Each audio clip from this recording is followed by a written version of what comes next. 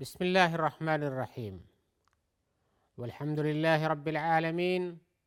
والصلاة والسلام على سيد المرسلين وعلى آله وصحبه أجمعين اما بعد۔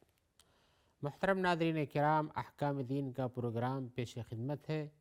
جس میں آپ کے سوالوں کے جواب کتاب و سنت کی روشنی میں حاضر کیے جا رہے ہیں۔ تو آج کا پہلا سوال جسے ہم پیش کرنا چاہتے ہیں یہ وہی سوال ہے جس کو ہم پچھلے حلقے میں پیش کر چکے ہیں،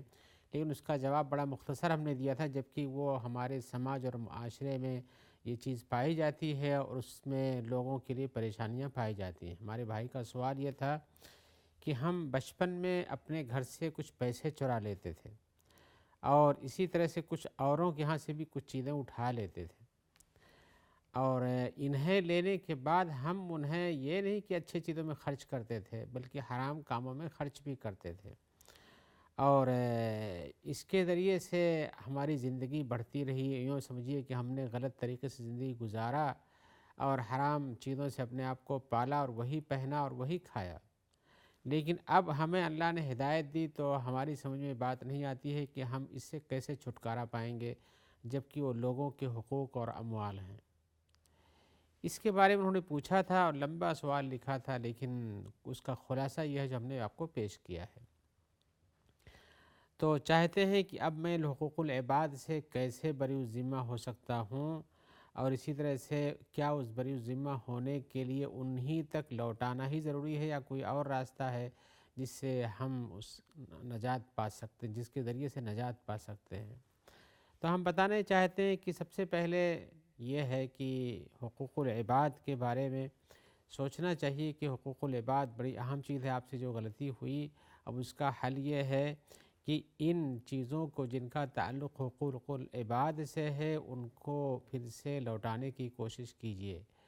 اور چونکہ حقوق العباد کا تعلق کئی انداز اور طریقے سے ہوتا ہے، یعنی کہیں مالی اور مادی ہوتا ہے اور کہیں پر یہ چیز مادی نہیں بلکہ معنوی ہوتی ہے، یعنی کسی کو گالی دے دیا ہے یا اسی طرح سے کسی پہ اتہام لگا دیا ہے زبانی طور پر، تو اب اس کو بھی یہ بھی حقوق العباد میں ہے۔ جب اس آدمی اس کا مستحق نہیں تھا تو آپ نے اس کے ساتھ جو طریقہ کار اختیار کیا وہ غلط تھا، اس کا حق میں آپ نے ظلم کیا، لہذا اس کو بھی لوٹنا چاہیے تھا۔ اس سلسلے سے میں آپ کو ایک حدیث بتاتا ہوں جس کے ذریعے آپ کو پتہ چلے گا کہ یہ چیز کیسے لوٹائی جا سکتی ہے۔ حضرت ابو ہریرہ کی حدیث ہے،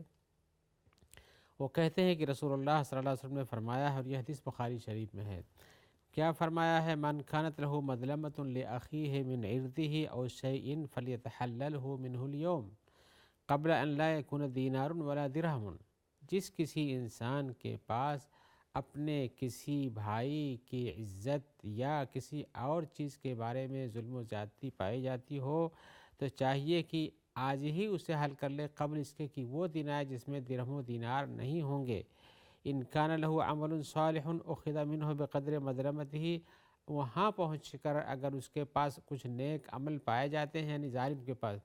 تو جس کے اوپر ظلم کیا ہے اس کے ظلم کی مقدار کے حساب سے اس کے نیک عمل سے لے کر اس کو دے دیا جائے گا۔ وَإِن لَمْ تَكُنْ لَهُ حَسَنَاتٌ، اگر اس کے پاس اچھائیاں نہیں ہیں یا دیتے دیتے ختم ہو چکی ہیں، اچھائیاں صرف برائیاں بچی ہیں، وَأُخِذَ مِن سَيِّئَاتِ صَاحِبِهِ فَحُمِلَ عَلَيْهِ، تو جس کے اوپر ظلم کیا ہے اس مظلوم کے اوپر جو گناہ ہیں، جو برائیاں ہیں، وہ برائیاں اٹھا کر اس کے اوپر لاد دی جائے گی اور اس کے اوپر سے تخفیف کر دی جائے گی۔ تو نتیجہ ظاہر ہے کہ ایسے ظالم انسان کے لیے جس نے دوسروں کے حقوق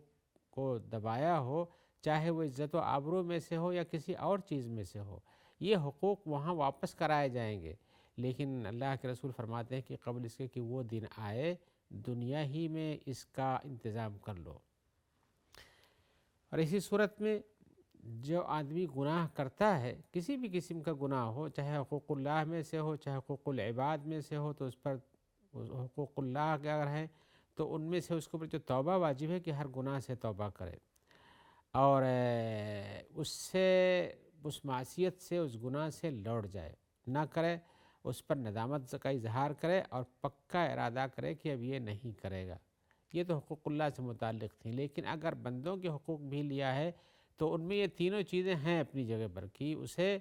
گناہ دوبارہ نہیں کرنا چاہیے، اپنے فعل پر ندامت ہونی چاہیے اور دوبارہ نہ کرنے کا پکا عزم ہونا چاہیے۔ ساتھ میں ایک چوتھی چیز بھی اس پر لازم ہو جاتی ہے، وہ یہ ہے کہ یہ چیزیں جو اس نے کیا ہے، ان چوتھی چیزوں کے ساتھ یہ ہے کہ جس کا حق اس نے دبایا ہے، چاہے عزت و آبرو میں سے لیا ہو یا کہ اس کے مال و زر میں سے لیا ہو، یا ظلم و زیادتی کیا ہو، ان سب کے حقوق سے بھی بری الذمہ ہونا ضروری ہے۔ اگر مال ہے تو لوٹا دے، اگر کسی کے اوپر اتہام باندھا ہے، گالی دیا ہے، تو اس سے کہے کہ بھائی تم بدلہ لے سکتے ہو یا کہ معاف کر دو، اور اگر کوئی غیبت کیا ہے تو چاہیے کہ اس کے بارے میں کہے کہ بھائی ہم نے تمہارے بارے میں ایسی برائی بیان کی تھی، اس کو تم میرے معاف کر دو، میں ایسا اب نہیں کروں گا۔ تو یہ 4 شرطیں حقوق العباد کے ساتھ لگتی ہیں۔ لہذا ایسی صورت میں جس میں انسان نے غلطی کیا ہو، بچپن میں اس کے اوپر بھی یہی حقوق پڑتے ہیں جب وہ بالغ ہو جائے اور سمجھ میں اس کی بات آئے کہ ہم نے غلط کیا ہے۔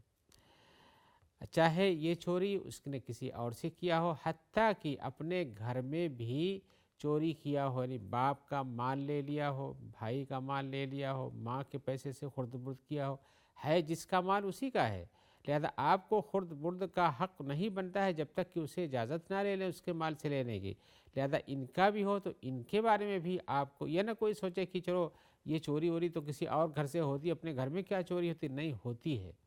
کسی کی بھی ملکیت ہو اس میں آپ کا تصرف کرنا یہ غلط ہے، اور بلا پوچھے لے لینا یہ چوری کے درجے میں ہے۔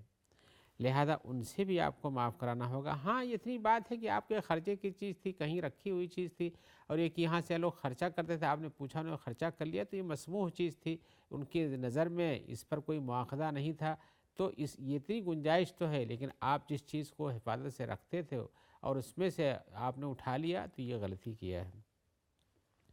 لہذا اسے بتا دینا چاہیے۔ دوسری شکل یہ ہے کہ لوٹانے کی شکل کیا ہوتی ہے۔ آپ نے لیا لیکن لوٹانا چاہتے ہیں، ابھی کیا کریں گے؟ اس میں کئی شکلیں بن جاتی ہیں۔ دیکھیے کہ آپ نے کسی کا مال چرایا، ابھی جا کے بتائیں گے کہ ہم نے تمہاری چوری کی تھی، تو آپ کی عزت کا معاملہ الگ کھڑا ہوتا ہے۔ دوسرے اور بھی کورٹ کچہری کی باتیں بھی ہو سکتی ہیں، اور معاشرے میں بدنامی بھی ہو سکتی ہے، اور جھگڑا بھی ہو سکتا ہے۔ یعنی بتانے سے اگر نقصانات واضح طور پر زیادہ ہیں تو آپ کو وہاں کوئی اور راستہ اختیار کرنا چاہیے لوٹانے کے لیے۔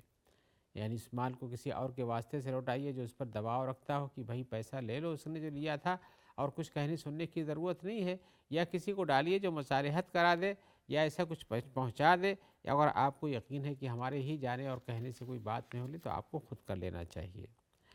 لیکن آدمی نہ لے تو نہ دے کہ چلو اب تو چوری کر لیا، اس کو دینے میں پریشانی اور دیں گے ہی نہیں، ایسا نہیں ہے، دینا چاہیے، اور آپ کو دینے کے لیے راستے اختیار کرنا چاہیے۔ اگر وہ آدمی نہیں ہے تو اس کے ورثہ تک پہنچا دینا چاہیے، تاکہ یہ چیز آپ کے پاس نہ چلے کہ آپ کا حق نہیں ہے۔ اور آپ جب اس طرح سے ڈرتے ہیں کہ مشکلات بڑھ جائیں گی، تو پھر آپ نے جو کوشش کی کسی طرح سے دینے کی، وہ آپ کی کوشش کامیاب ہوئی تو صحیح، نہ کوشش کامیاب ہوئی تب بھی آپ کے مغفرت کی امید کی جاتی ہے۔ اللہ تعالیٰ فرماتے ہیں وَمَن یتق اللہ یجعل لہ مخرجا، جو اللہ سے ڈرتا ہے اللہ تعالیٰ اس کے لیے نکلنے کا راستہ بنا دیتے ہیں، یعنی اس کے مال کو واپس کرنے کا راستہ اس کو کسی نہ کسی طرح سے پہنچوا دیں گے، یا ایک ہی اس کی یعنی اس کے لیے آسانی کر دیں گے۔ اس لیے قرآن میں وَمَن یتق اللہ یجعل لہ من امرہ یسرا، اس کے معاملے کو آسان بنا دیں گے، اور نہیں تو اس کی مغفرت کا کوئی راستہ ہوگا۔ لیکن اگر یہ ہو جس سے آپ نے لیا وہ آدمی ہی نہیں آپ کو ملتا ہے، غائب ہو چکا ہے، آپ کا ساتھ میں کام کرنے والا تھا چلا جا گیا ہے، اس کا پتہ نہیں معلوم، تو پھر اس کی شکل یہ ہے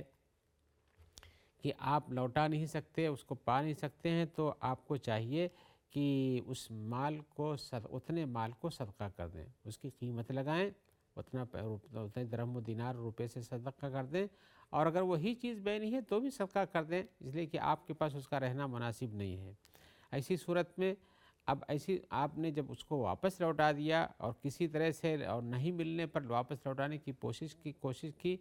اور پھر نہیں ملا تو صدقہ کر دیا، تو اس طرح سے آپ کی ذمہ داری ختم ہو جاتی ہے۔ لیکن صدقہ کر دینے میں ایک بات رہ جاتی ہے، وہ یہ ہے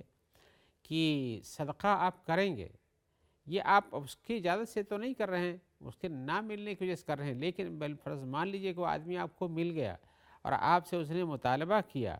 کہ نہیں ہماری چیز ہماری جیسے تھی واپس کرو یا اس کی قیمت واپس کرو، ہم صدقہ نہیں کرنا چاہتے ہیں، تو آپ کو وہ چیز لوٹا دینی چاہیے یا اس کا پیسہ ادا کر دینا چاہیے، اور صدقہ اس کے نہ قبول کرنے کی شکل میں وہ چیز آپ کی طرف سے صدقہ ہو جائے گی، اس کا مال اس کو مل جائے گا۔ اور اسی صورت میں ایک چیز یہ بھی ہے کہ اگر کسی انسان کو اپنے جس کا مال لیا ہے اور اس کی ملنے کی امیدیں نظر نہیں آتی ہیں اور اس کو بھی ابھی دے نہیں پاتا ہے، تو ایک چیز کا اور بھی دھیان رکھنا چاہیے، وہ یہ ہے کہ آپ کو اسے اپنے دفتر میں لکھ لینا چاہیے کہ بھائی میں فلاں کے طرف سے اتنا دینے کا ذمہ دار ہوں اور اسے صدقہ ہماری طرف سے ہونا چاہیے، تاکہ یہ وصیت آپ کے پیپر میں رہے جب تک آپ کے پاس امکانات نہیں ہو پاتے ہیں، اس لیے کہ ہو سکتا ہے آدمی نے لیا اور خرچہ کر دیا ہو، اور خرچہ کر دینے کے بعد اب صورتحال نہیں ہو رہی کہ آپ اس کو ادا کر سکیں، کمزور ہو چکے ہیں، مالی پوزیشن خراب ہو گئی ہے، تو ایسی صورت میں آپ اس کو اپنے پاس نوٹ رکھیں تاکہ جب بھی امکانات ہو سکے دے سکیں۔ اور یہ نوٹ رکھنے کا فائدہ یہ ہے کہ ہو سکتا ہے آپ کے ورثہ اس کو ادا کر دیں، اس لیے کہ آپ نے اپنی کوشش کی ہے، اور اگر کوشش ایسی نہیں کرتے ہیں تو غلط ہے۔ اس سلسلے میں آپ کو ایک حدیث سناتا ہوں، حضرت عبداللہ ابن عمر کی روایت ہے، وہ کہتے ہیں، بخاری اور مسلم وغیرہ میں یہ حدیث ہے کہ وہ کہتے ہیں کہ ہم نے رسول اللہ صلی اللہ علیہ وسلم سے سنا ہے، فرماتے تھے ما حق امرئ مسلم لہ شیء یوصی فیہ یبیت ثلاث لیال الا وصیتہ عنده مکتوبہ، کسی بھی مسلمان کا حق اگر کسی پر باقی ہے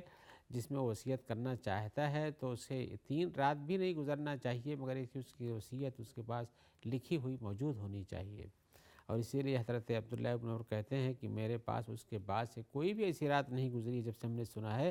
الا وعندی وصیتی، مگر ایک ہی میری وصیت لکھ کے میرے پاس رکھی ہوئی رہتی ہے کہ بھائی میں کسی کا اتنا باقی ہوں، کسی کا قرض ہوں، کسی کو دینا ہے، یہ ساری چیزیں لکھ کے رکھتا ہوں تاکہ ہمارے اتفاق، جس کی موت کا وقت تو متعین نہیں ہے، لہذا جب موت آ جائے گی تو کم از کم اس کی وصیت کے حساب سے اس کے ورثہ ادا کرنے کی کوشش کریں گے۔ موت کا جب متعین نہیں وقت نہیں ہے تو ظاہر بات ہے کہ آدمی کو یہ سوچے کہ ہم ابھی نہیں اور ابھی نہیں اور بعد میں بہت دنوں کے بعد دے دیں گے، تو ایسا ہوتا ہے کہ تب کبھی بھی نہیں ہو پاتا، کبھی پہلے ہی اچانک موت آ جاتی ہے، اس لیے کہ موت کا کوئی متعین نہیں ہے۔ اسی لیے حضرت، اور یہ آدمی جب کو دینے کی کوشش کرتا ہے، اس کے دینے کے راستوں کو اختیار کرتا ہے تو اللہ تعالیٰ اس کے لیے آسان کر دیتے ہیں، اس لیے دینے کی نیت اس کی باقی ہے، اور اگر دینے کی نیت ہی نہ ہو تو پھر اس کے لیے بہت بڑی پریشانی ہوتی ہے۔ آئیے اس سلسلے میں ایک حدیث سنیے۔ حضرت ابو ہریرہ کہتے ہیں کہ رسول اللہ صلی اللہ علیہ وسلم نے فرمایا ہے من اخذ اموال الناس يريد اداءها ادى الله عنه ومن اخذ يريد اتلافها اتلفه الله، جو آدمی لوگوں کے مال لیتا ہے اور یہ نیت رکھتا ہے کہ اسے ادا کر دیں گے، یعنی دینے کی نیت ہی سے لیتا ہے، ادائیگی کی نیت کی سے لیتا ہے، جو وقت متعین کیا جس طرح متعین کا دینا چاہتا ہے تو اللہ تعالیٰ اس کی طرف سے ادا کر دیتے ہیں، اس کو توفیق دیتے ہیں، اس کے پاس پہنچا دیتے ہیں کہ وہ ادا کر لے جائے۔ اور من اخذ یرید اتلاف، اور جو چاہتا ہے کہ چلو لے لیتے ہیں اس کے بعد دینا ہی نہیں ہے تو اللہ تعالیٰ اس کے اس مال کو اس کو بھی برباد کر دیتے ہیں۔ تو گویا کہ نیت سچی ہو تو آدمی ادا کرنے کی پوری کوشش کرتا ہے، اور نہیں ادا کر پاتا تو لکھ کے رکھتا ہے وصیت میں، تو کبھی بھی وقت ملے گا وہ نہیں صحیح تو اس کے ورثہ صحیح ادا کر دیں گے، تو اس کوشش کا بھی ایک اچھا نتیجہ ہوتا ہے، اس لیے کہ کبھی موت آ جائے تو پھر کم از کم وہ اپنی ذمہ داری سے بری ہو جاتا ہے۔ اس لیے کہ حدیث میں جہاں پر یہ آیا کہ جو مال لیتا ہے اور ادا کرنے کی نیت رکھتا ہے عد اللہ عنہ کا، اللہ تعالیٰ اس کی طرف سے ادا کر دیتے ہیں، تو اللہ تعالیٰ اس کی طرف سے ادا کر دیتے ہیں، گویا کہ اس کی نیت درست تھی اپنی جگہ پر، تو اللہ تعالیٰ اس کا راستہ بناتے ہیں، اس کا یہ گناہ ہٹ جاتا ہے، اس کی طرف سے ادائیگی ہو جاتی ہے، کسی بھی شکل سے ہو جاتی ہو۔ لہذا حدیث میں جو آیا حضرت میمونہ کی جو حدیث ہے، ما من مسلم یدان دینا یعلم اللہ انہ یرید اداءہ الا اداہ اللہ عنہ فی الدنیا، کوئی بھی مسلمان جو قرض لیتا ہے اور جانتا ہے، اللہ تعالیٰ جانتے ہیں کہ اس کو ادا کرنا چاہتا ہے، تو اللہ تعالیٰ اس کے طرف سے دنیا میں اس کو ادا کر دیتے ہیں، یعنی اس کے سبیل بنا دیتے ہیں۔ ایسی صورت میں جو آدمی لے اور پیسہ ختم ہو جائے اور دے نہ پاتا ہو لیکن نیت باقی ہو جائے گی کہ بھاگتا نہ ہو اور اپنی مشکلات کا ظاہر کرتا ہو، لوگ جانتے ہوں، تو اللہ تعالیٰ اس کے لیے راستہ آسان بنا دیتے ہیں۔ ایسی صورت میں آپ کو جو کچھ مال لیا ہے اس کو دینے کی کوشش کرنا چاہیے، ملتا ہے وہ آدمی تو اس کو دیجیے، اور یا اگر بتانے سے اور دینے سے جھگڑا ہو سکتا ہے تو کوئی اور راستہ اختیار کیجیے، اور اسی طرح سے اگر نہیں ملتا ہے تو آپ صدقہ و خیرات اس کی طرف سے کر دیجئے، اس نیت کے ساتھ کہ اگر وہ آ گیا مانگے گا تو ہم اس کی طرف سے ادا کر دیں گے، اور صدقہ و خیرات ہماری طرف سے ہو جائے گی یہ بات۔ اور اسی طرح سے سب سے بڑی چیز جو اس سلسلے میں کہی جا سکتی وہ یہ ہے کہ آپ کو ہمیشہ نیت درست رکھنا چاہیے، اور جب آپ کو اللہ نے توفیق دیا ہے اس بات کو سمجھتے ہیں تو نیت کی درستگی کے ساتھ انشاءاللہ ادائیگی بھی آسان ہو جائے گی، اور آپ کو اپنے سر پہ جو بوجھ ہے کہ ہم یہ گناہوں کا انبار لے کے کیسے اللہ سے ملیں گے، انشاءاللہ اللہ تعالیٰ اس کو ختم کر دیں گے۔ اور اس سلسلے میں یہ ہے کہ آدمی جب نیکیاں مزید کرتا ہے، اپنے والدین کے ساتھ مل جل کے رہتا ہے، نیک اعمال کرتا ہے، اسی طرح سے اور اچھائی کے کام مزید کرتا ہے، تو اسے قرآن مجید کی اس آیت کو بھی دہراتے رہنا چاہیے، وَإِنِّي لَغَفَّارٌ لِمَن تَابَ وَآمَنَ وَعَمِلَ صَالِحًا ثُمَّ اهْتَدَىٰ۔ میں اللہ تعالیٰ فرماتی ہے سورہ طٰہٰ کی آیت نمبر 82 میں ہے کہ بلا شبہ میں مغفرت کرنے والا ہوں اس انسان کے لیے جو توبہ کرتا ہے اور ایمان لاتا ہے اور اچھے عمل کرتا ہے، پھر ہدایت کے راستے کو پکڑ لیتا ہے۔ لہذا آپ نے اگر ہدایت کے راستے کو پکڑ لیا ہے تو انشاءاللہ مغفرت کی بھرپور امید ہے۔ حقوق العباد سے نمٹنے کی کوشش کیجیے۔ آئیے اسی سے ملتا جلتا ایک سوال اور بھی ہمارے پاس ہے، وہ کہتے ہیں لیکن یہ کچھ اور نوعیت کا ہے۔ وہ پوچھتے یہ ہیں کہ پہلے ہماری زندگی بڑی اچھی تھی، کمائی بہت بہتر تھی، ہم اپنے والدین کی بھرپور مدد کر پاتے تھے اور ان کو کمانے سے مستغنی کیے ہوئے تھے، لیکن اب میری طبیعت خراب ہو گئی، میں بیمار ہو گیا، نوکری اور کمائی بھی بند ہو گئی، اب نہ میں ان کو پیسے دے پاتا ہوں، اور نہ دینے کی وجہ سے والد صاحب اپنی بڑھاپے کے ساتھ بھی مشقت کا عمل کرتے ہیں تاکہ کمائی کچھ کر سکیں، اور میں سوچتا ہوں کہ یہ مشکل حالات کسی کے بددعا سے یا کہ کسی کے جادو سے لگ پڑا ہے، تو مجھے کچھ ایسی کچھ نصیحتیں کیجیے جس سے مجھے سکون مل سکے اور میرے حالات کی درستگی ہو سکے۔ تو جواب ہم یہ کہیں کہ سب سے پہلے آپ نے جو ذکر کیا کہ والدین کو آپ جو کچھ دیتے لیتے تھے یہ بہتر عمل تھا، انشاءاللہ آپ کے حالات ہمیں امید ہے درست ہوں گے، اور استغفار کرتے رہیے ہمیشہ۔ اللہ تعالیٰ سے استغفار کے نتیجے میں انسانوں کے احوال تنگی سے خوشحالی میں بدل جاتے ہیں۔ سورہ نوح کی آیت نمبر 10 سے 12 میں ہے فَقُلْتُ اسْتَغْفِرُوا رَبَّكُمْ إِنَّهُ كَانَ غَفَّارًا۔ حضرت نوح کہتے ہیں کہ میں نے ان سے کہا کہ اپنے رب سے استغفار کرو، توبہ کرو، مخصوص گناہوں سے معافی مانگو، إِنَّهُ كَانَ غَفَّارًا، بلا شبہ وہ رب بہت ہی مغفرت کرنے والا ہے۔ يُرْسِلِ السَّمَاءَ عَلَيْكُمْ مِدْرَارًا، تمہارے اس عمل سے اللہ تعالیٰ تمہارے اوپر بارشوں کا نزول بکثرت کرے گا۔ وَيُمْدِدْكُمْ بِأَمْوَالٍ وَبَنِينَ، اور تمہاری مدد کرے گا، تمہارے پاس اضافہ کرے گا مالوں کا اور بچوں کا بھی۔ وَيَجْعَلْ لَكُمْ جَنَّاتٍ وَيَجْعَلْ لَكُمْ أَنْهَارًا، اور تمہارے لیے باغات بھی بنائے گا اور تمہارے لیے نہریں بھی جاری کر دے گا۔ تو گویا کہ انسان کا ان عمل کے ساتھ اپنے کسی مشکل کے اندر